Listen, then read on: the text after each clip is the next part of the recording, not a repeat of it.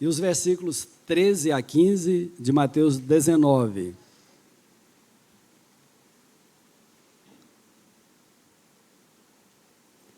Eu lerei e vocês acompanham. Naquela hora aproximaram-se de Jesus os discípulos, perguntando: quem é, porventura, o maior no reino dos céus?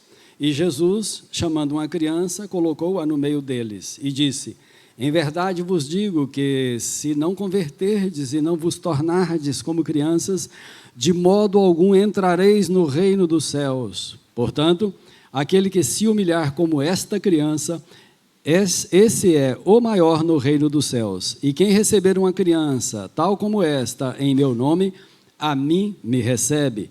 Qualquer, porém, que fizer tropeçar a um destes pequeninos que creem em mim, melhor lhe fora que se lhe pendurasse ao pescoço uma grande pedra de moinho e fosse afogado na profundeza do mar.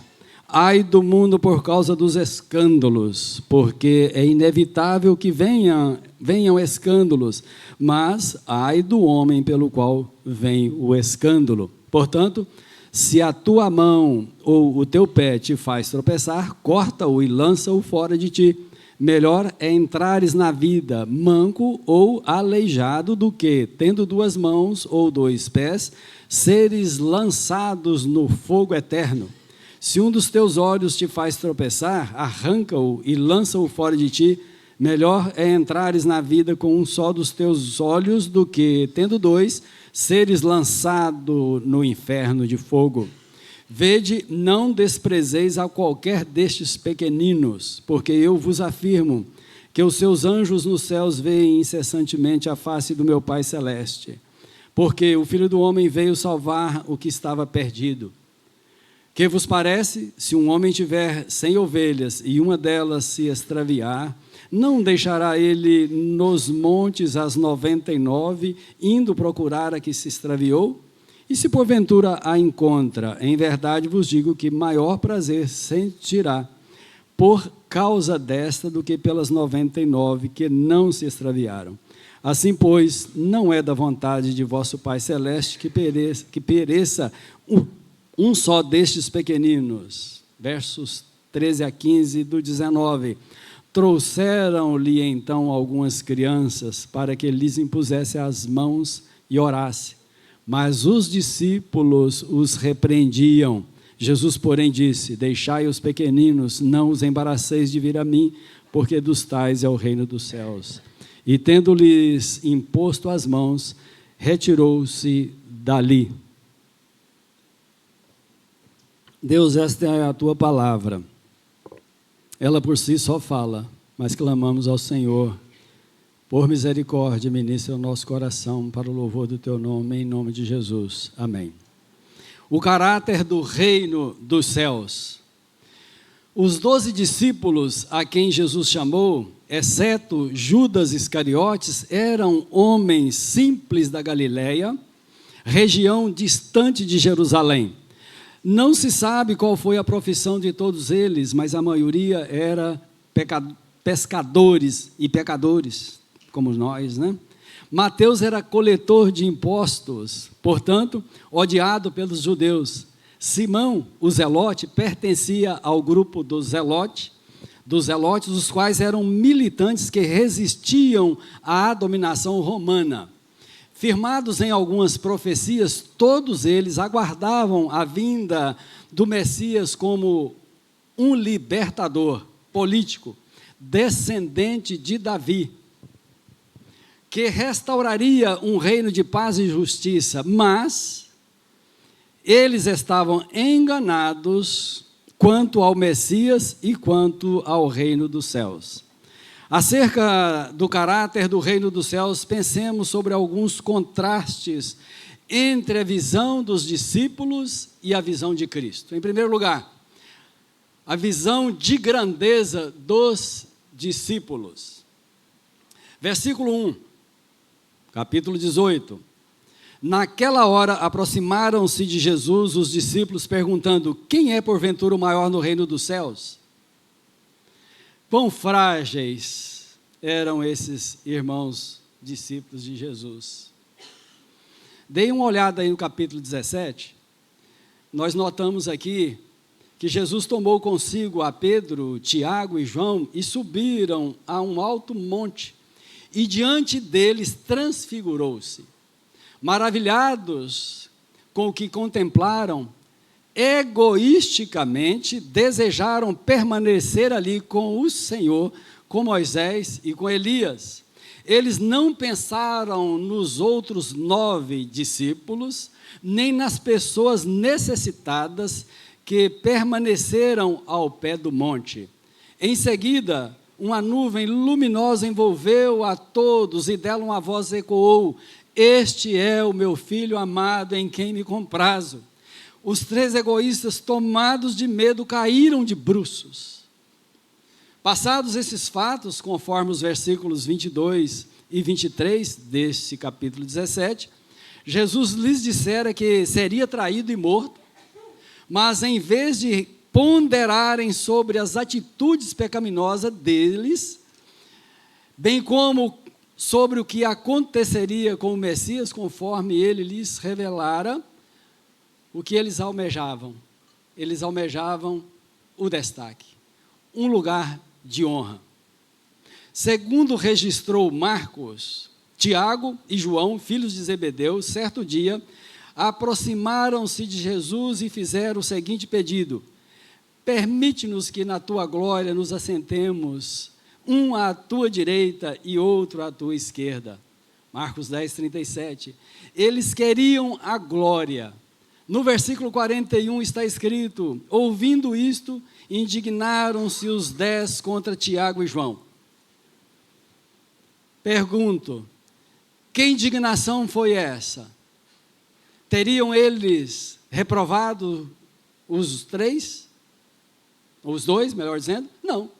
Tratava-se de uma competição entre eles, pois esses 10 queriam também um lugar de honra, ou aquele lugar de honra.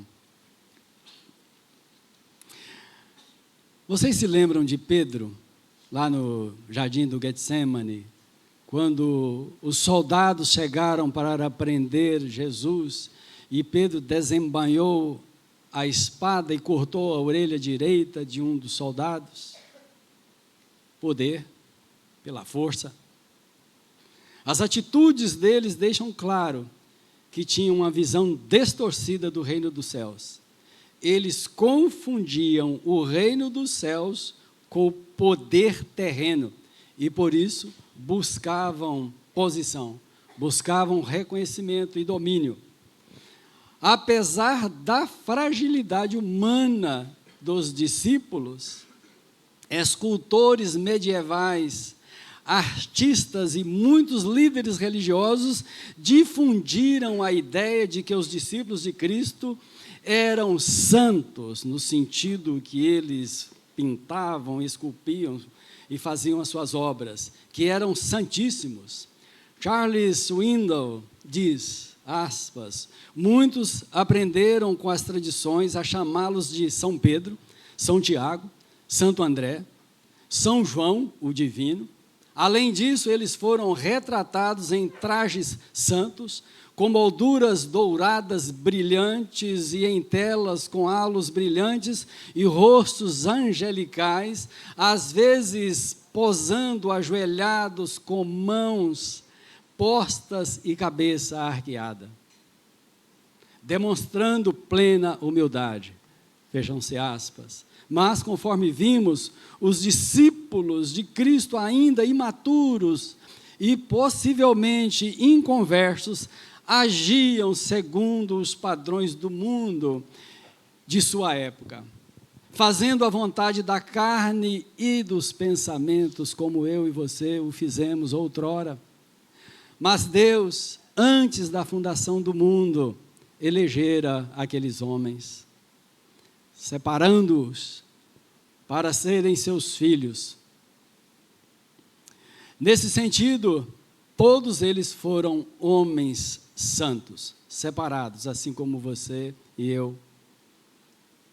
Separados por Ele e para o louvor dEle. Mas tenhamos cuidado.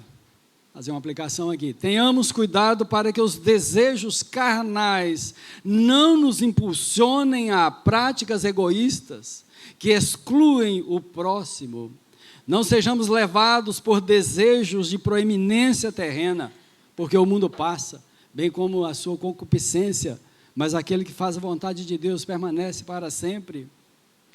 Naquele momento de glória, Pedro, Tiago e João pensaram somente neles, mas caíram de bruços.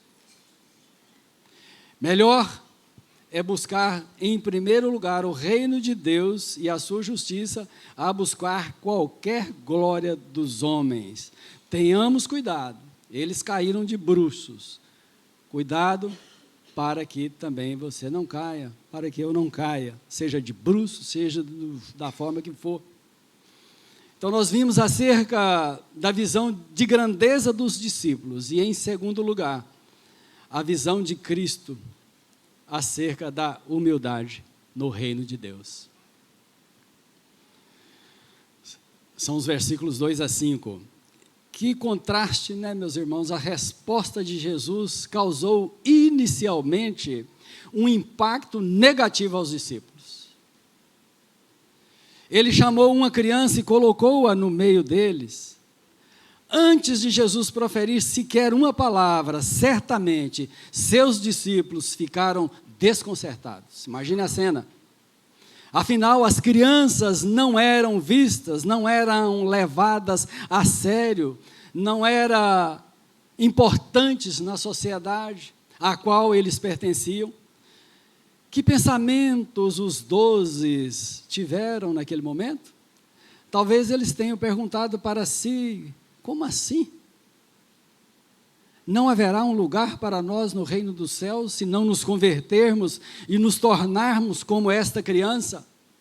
Logo uma criança? E eles olhavam para ela indignados. A criança, por sua vez, estava entre eles, emudecida, temerosa. Jesus foi enfático: se não vos converterdes e não vos tornardes como crianças, de modo algum entrareis no reino dos céus. Conversão significa dar meia volta, girar em torno de si 180 graus, tomar nova direção. Conversão significa também mudança de mente, metanoia. Os discípulos queriam proeminência, mas Jesus está lhes ensinando que precisavam mudar a visão acerca da natureza do reino de Deus, do reino dos céus. Eles precisavam converter a ambição do egoísmo e da ostentação à humildade. Para ilustrar o contraste entre o que eles pensavam e faziam, ninguém melhor do que uma criança. Ao contrário deles, a criança não era presunçosa, não era orgulhosa, não era arrogante, não desejava promoção e era desprovida do senso de direito e da falsa piedade. Antes de continuar, preciso dizer que as crianças judias da época de Jesus eram muito diferentes das crianças de hoje. Culturas diferentes, completamente diferentes, e além disso, os tempos mudaram. Como também o pensamento. O pensamento mudou. Essa realidade requer mais dos pais e também da igreja, que é cooperadora com os pais, na condução dos filhos de vocês. Mas a responsabilidade primeira é dos pais. Continuando, Jesus estava ensinando que para entrarem no reino dos céus, eles precisavam tornar-se como crianças, pois elas, apesar de não serem inocentes, levam consigo marcas da humildade, ou a marca da humildade. Exceto as demasiadamente mimadas, ainda que involuntariamente, elas reconhecem que dependem dos outros, principalmente de seus pais. Elas confiam neles e por isso se sentem seguras ao lado dos pais. Jesus lhes ensinou que a verdadeira grandeza está em servir, humilhar-se e depender de Deus, tal como uma criança o faz em relação aos seus pais. O autêntico serviço a Deus requer a humildade, versículo 4. Portanto, aquele que se humilhar como esta criança, esse é o maior no reino dos céus. Em outra ocasião, Jesus lhes disse: quem quiser tornar-se grande entre vós, seja esse o que serve. E quem quiser ser o primeiro entre vós, será servo de todos. Marcos 10, 43b e 44. Versículo 5. E quem receber uma criança tal como esta, em meu nome, a mim me recebe. Que conexão maravilhosa! Jesus não deixou os discípulos sem chão. O Senhor utiliza uma criança como ponte entre eles e o Senhor Jesus Cristo.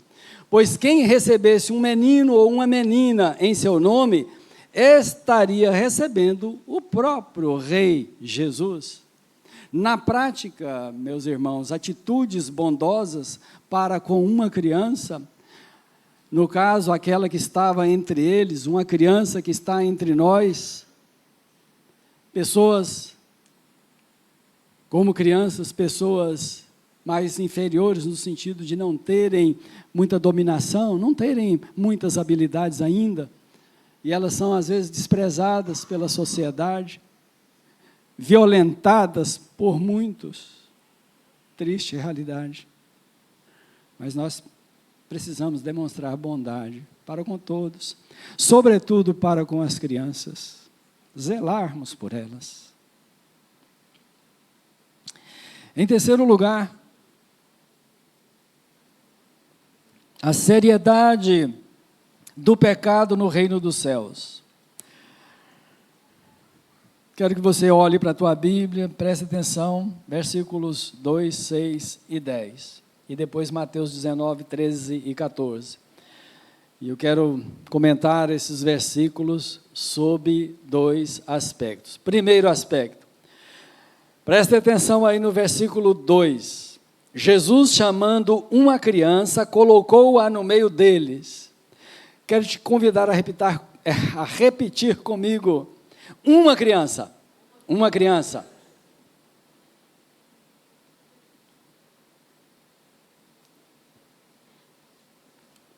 Mateus 19, 13a. Trouxeram-lhe então algumas crianças. Algumas crianças. Mateus 19, 14, deixai os pequeninos, não os embaraceis de vir a mim. Irmãos, é importante notarmos que uma é artigo indefinido, portanto, uma criança, aqui no texto, poderia ser, e também aqui no público, diante de vocês, poderia ter sido um menino ou uma menina. Algumas é um pronome indefinido, portanto, subentende que havia meninos e meninas ali. Além disso, o termo grego utilizado para crianças é paidia, que significa criança pequena, menino ou menina.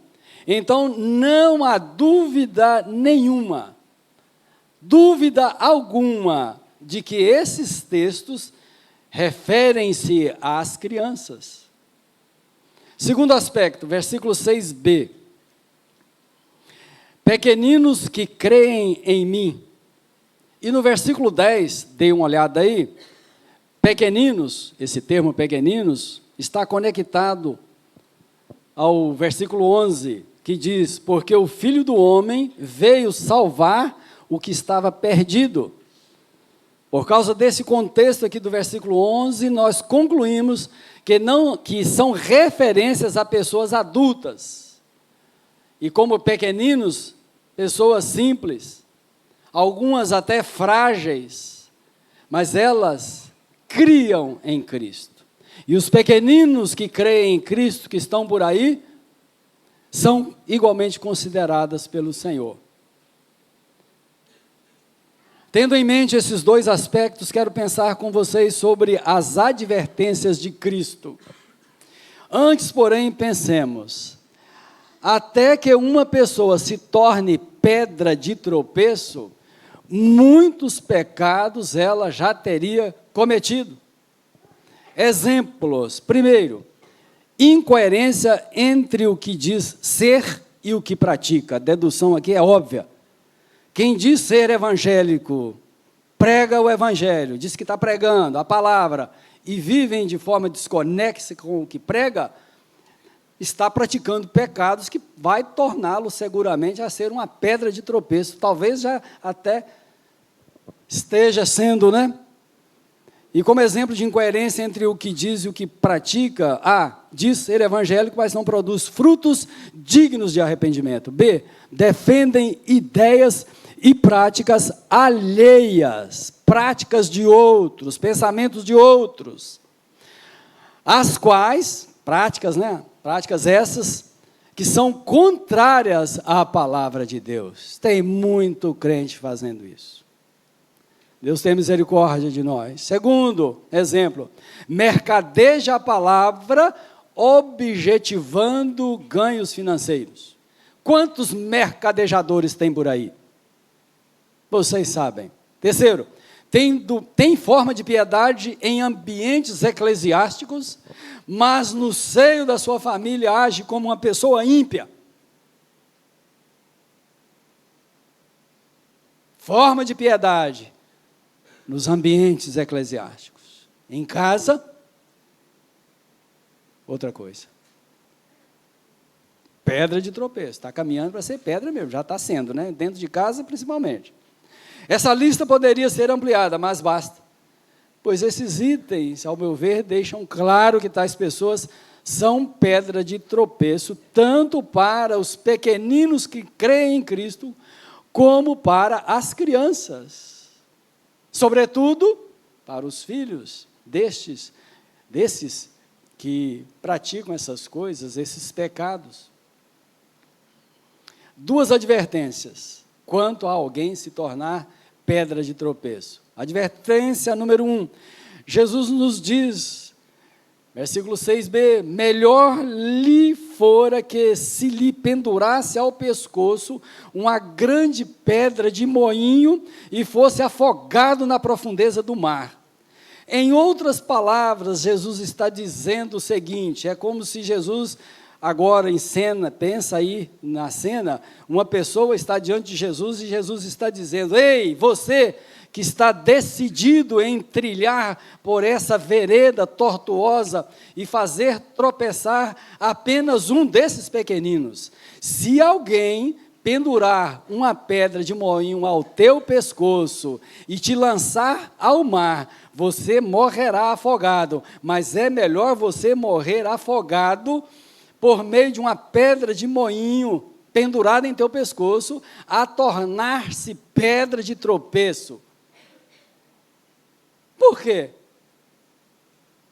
Ponderando sobre isso e tentando responder essa pergunta, quero que vocês pensem comigo, porque no grande dia do Senhor, Ele, o justo juiz, julgará com equidade, ou seja, com justiça plena, a todos os ímpios. E quanto menos pecados esse que vocês imaginaram aí, pedra de tropeço, cometer em vida, mesmo estando já condenado, menos pior. Pois assim, aí eu vou dizer algo aqui que está na Bíblia, pois assim como os salvos serão galardoados para o céu, não significa que eu não estou trazendo, tudo que eu estou trazendo aqui é da Bíblia, né? É o texto. Assim como os salvos serão galardoados para o céu, os perdidos também serão galardoados para o inferno, segundo todo o mal que tiver praticado. Advertência 2. Em Mateus 19, 14 está escrito, Jesus, porém, disse: deixai os pequeninos, não os embaraceis de vir a mim, porque dos tais é o reino dos céus. Meus irmãos, o mundo está de ponta cabeça. Que mundo é este? O mundo jaz no maligno, as ações de seus súditos, em todos os segmentos, ou quase todos, da sociedade, seguem um plano. Um dos principais alvos de Satanás é a família. Não é novidade para nenhum de nós. De fato, o plano de abolir a família. Ações foram implementadas e continuam sendo para que o alvo fosse atingido. Não temos muito tempo aqui, mas rapidamente vejamos. A Constituição de 1967 reconhecia apenas o casamento civil como base legítima da família nuclear ou tradicional. A Constituição de 1988 passou a reconhecer novas formas de entidade familiar, além do casamento, como a união estável e a família monoparental, o que retirou o predomínio jurídico do chefe de família, o homem, e introduziu princípios de igualdade de gênero e autonomia individual dentro da estrutura familiar. De 1990 a 2000, pluralização e ideologia de gênero, mudanças acontecendo no mundo, na sociedade. Nos anos seguintes, há reconhecimento gradual de direitos, a união homoafetiva pelo STF em 2011. Reconhecimento. Lembrando que o termo, aqui uma lembrança que eu vos faço, o termo homoafetivo, segundo o meu entendimento, é uma tentativa delicada de mascarar um tipo de pecado que para Deus é uma abominação. Homoafetiva. Como se amor entre um homem e um outro homem, uma mulher e uma mulher, fosse respaldado por Deus e pela sua palavra. Não o são. É um jeitinho do mundo que jaz no maligno. B. Políticas educacionais e culturais passaram a promover a diversidade familiar e a autonomia individual. C. O discurso de que toda forma de família é legítima, deslocando o centro da estrutura familiar do casal heterossexual para o indivíduo e seus afetos, estão em voga. Tem gente que concebe que um homem, um cachorrinho é uma família. Cachorro, gato, seja o que for, ou só ele, ela, ele, ela e ela. Concebem isso. Mudança de mente. Glória a Deus que a nossa mente é mudada e é renovada pela palavra. Essas ações e outras, já implementadas por uma irônica estrutura totalmente desestruturada, promoveram e promovem o caos na maioria das famílias. Homens e mulheres casando-se e dando-se em casamento, tal como foi nos dias de Noé, cuja maioria nunca conseguiu educar nem razoavelmente os seus filhos. Nem razoavelmente. Vocês contemplam isso? Nós contemplamos isso, né? E é aqui que mora o perigo. Esses pais que não conhecem a Cristo estão caminhando de passos largos para o inferno e estão levando os seus filhos. O caos social está quase de todo instaurado. Nas escolas em geral, principalmente as do ensino fundamental 1 e fundamental 2, crianças indisciplinadas, arrogantes, incontroladas e incontroláveis, que xingam utilizando palavras torpes, que agridem com gestos obscenos a professores e a outras pessoas nesses estabelecimentos. E para agravar a situação, parece que virou moda, muitos desses pais saem da sua casa, ao tomar conhecimento do que aconteceu com o filho, com a filha, vai à escola e, usar um termo aqui, peitam professores, humilham professores. Eu tenho uma filha, nós temos, eu e Sandra, que já não aguenta mais de ser agredida, xingada, e não podem fazer nada. Uma coisa ela vai fazer, vai sair da escola. E para agravar a situação, a maioria tem apoio desses inconsequentes pais. Essas crianças tendo esse apoio, o que piora? Claro que vai só piorando. Em vez de serem corrigidas, são protegidas e mimadas ali pelos pais, ou pelo pai, ou pela mãe, sei lá, padrasto, madrasta, não sei.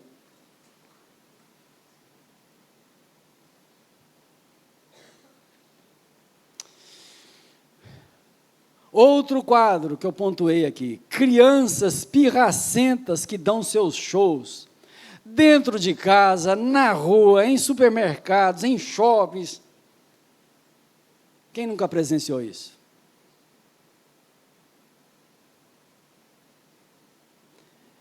E a mãe, ou o pai, ou o casal, os dois ali, a maioria não faz nada. Muitas delas já exigem que os pais lhes deem o que querem. Exigência, ou exigências de crianças. Eu vi um videozinho, um short aí de Instagram, sei lá de quê. Uma adolescente, aparentando ali uns 12 anos, e o irmãozinho dela, porque depois eu li o que estava lá, filmando, gravando com seu celular, ela quebrando, metendo uma picareta na traseira do carro dos pais, carro da família. É só isso. E aí? Por que ela chegou a fazer isso? Eu acho que você tem a resposta, eu tenho. Indisciplina. Que menina sem educação, que menina indisciplinada. Às vezes o próprio pai, a própria mãe fala um troço desse. Então vai para o espelho e fala assim, quem é? Por que ela é?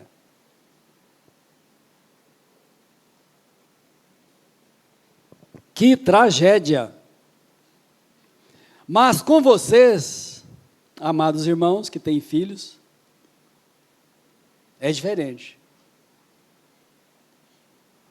Mas como não há ninguém perfeito, precisam muitos de vocês melhorarem. Aí eu não me incluo porque eu sou avô, e aí, como avô eu ajudo também minhas filhas, né? Naquilo que a gente pode. Glória a Deus que temos um relacionamento maravilhoso com os netos e eles com a gente. O mais novinho está lá em casa, junto com a irmã e o outro irmão. Eles são 3, os 3 estão lá em casa, dormiram lá. A menina tem 16 anos, o menino tem 13, e o pequenininho lá tem 7. Glória a Deus, estão lá, ela está cuidando deles. Então, vocês, pais, precisam melhorar, não é? Eu também preciso em outras áreas, né? Não agora como pai de crianças. E amorosa e respeitosamente, prestem atenção, eu preciso advertir os pais que têm crianças. Não cedam às vozes do mundo, segundo o que já pontuamos aqui, acerca dos ataques à família por meio das ações mencionadas. Não cedam a essas vozes. Eduquem os filhos de vocês à luz da palavra. E baseado nas palavras de Jesus, essa que nós lemos aqui, não os embaraceis. Você pode tomar até um susto, você fala, mas como assim que eu estou embaraçando? Eu vou embaraçar meu filho, minha filha, de irem a Cristo? Embaraçá-las do reino dos céus? Não os embaraceis. Ao contrário, conduza-os a ele. Para isso faz-se necessário corrigi-las. Respeitosa e amorosamente, eu quero dizer isso a vocês, pais de crianças pequenas. Por que pequenas? Porque alguém já disse, enquanto ela cabe de atravessado no berço, é o tempo de serem educadas, porque depois que não couber ali naquela posição, significa que já cresceram bastante, e agora tem que ficar alinhada com a longitude aqui, já está ficando complicado. Então aproveitem que são pequenas. E aí uma palavra diretamente para quem é pai. Aí eu estou olhando para pais que estão aqui, né? Homem, o homem é pai. Você exerce o teu papel em nome de Cristo. Os papéis. Em nome de Cristo. Esse é um princípio bíblico. E na tua ausência, a tua esposa exerce autoridade para com os filhos em nome do marido. A sociedade moderna não tem isso. A igreja moderna está perdendo isso de vista. Aliás, tem uns homens que estão falando, não, lá em casa quem manda é a minha mulher. E a educação dos filhos? E a lei, que é responsabilidade do homem, a norma é responsabilidade do pai, não é da mãe. Na ausência dele, ela o faz. E os dois precisam agir de comum acordo. Nenhum pode tirar a autoridade do outro. Como não tirar? Estando alinhado quanto às ações. E aí, irmãos, essa questão de frear os filhos é também uma forma de não os embaraçá-los. Parece que eu estou falando de antagonismo isso aqui. Não é. Você pode embaraçar se soltar muito. Os discípulos seguraram. Deixar elas virem, as criancinhas virem. Muitos estão deixando tão às soltas que estão embaraçando ao contrário, mas é um embaraço. Por quê? Porque se você continuar deixando o teu filho, a tua filha, os teus filhos fazerem o que querem, seja onde for, seja no templo, seja em casa, seja na rua, no shopping, se você deixá-las fazerem o que quiserem, depois não tem freio mais não. Elas continuarão fazendo o que querem. E aí a picareta comeu lá na traseira do carro. Não tem pai não, aquela menina, quando era criança, estava cabendo ali no berço, atravessada. Irmãos, é sério, muito sério isso, tá? Eu não sei como que você vai lidar com essas palavras, não, mas eu quero citar um texto aqui.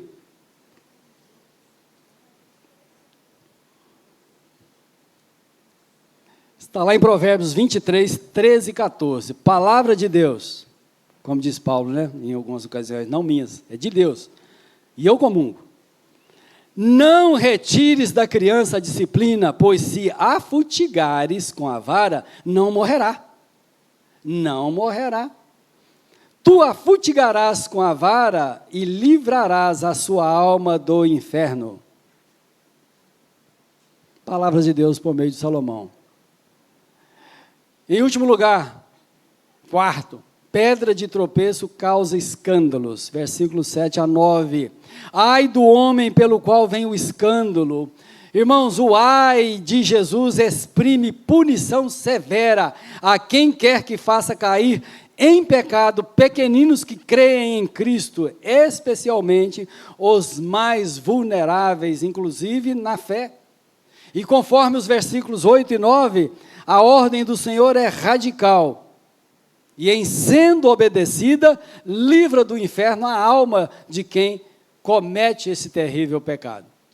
Cortar pé ou mão, arrancar um olho, aqui é uma linguagem hiperbólica, é um exagero, mas é também uma metáfora.